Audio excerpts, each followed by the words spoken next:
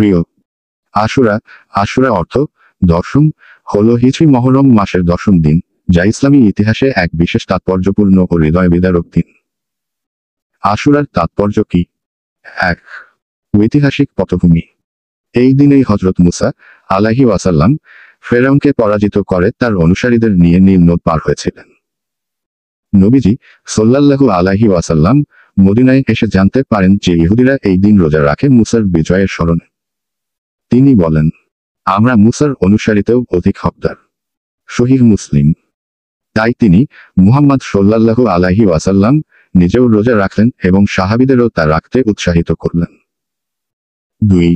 কারবালার হৃদয়বিদারক ঘটনা।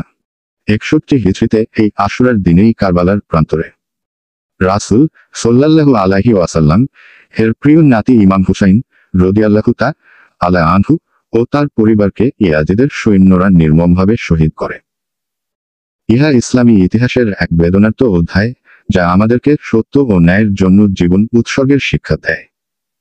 আশুরার আমলসমূহ কি কি? রোজা রাখা।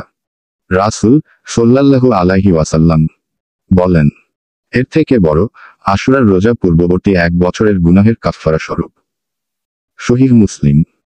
তিনি ৯ ও ১০ অথবা ১০ ও ১১ মহরম রোজা রাখার নির্দেশ দিয়েছেন, যাতে ইহুদিদের অনুরূপ না হয়। এই দিনে সদকা ও খায়রাত করা, আত্মীয় স্বজনের সঙ্গে সদ্ব্যবহার করা, কুরআন তিলাওয়াত ও দোয়া করা ও কিছু ভুল ধারণা ও প্রথা। আশুরার দিন খিচুড়ি রান্না করা বা বিশেষ কোনো খাবার খাওয়া, এসবের কোনো ইসলামী ভিত্তি নেই। এই দিন শোক পালন বা নিজেকে আঘাত করা ইসলামে নিষিদ্ধ। এটি ঈদের দিন নয়, আবার শুধু শোকের দিনও নয়, বরং এটি শিক্ষার দিন, আত্মসংযম ও আত্মত্যাগের দিন। প্রিয়, আশুরা আমাদের স্মরণ করিয়ে দেয় সত্যের জন্য আত্মত্যাগ, ধৈর্য ও ত্যাগের আদর্শ।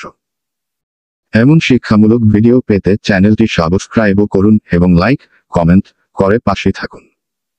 বন্ধুদের মাঝে শেয়ার করে ছড়িয়ে দিন। ধন্যবাদ।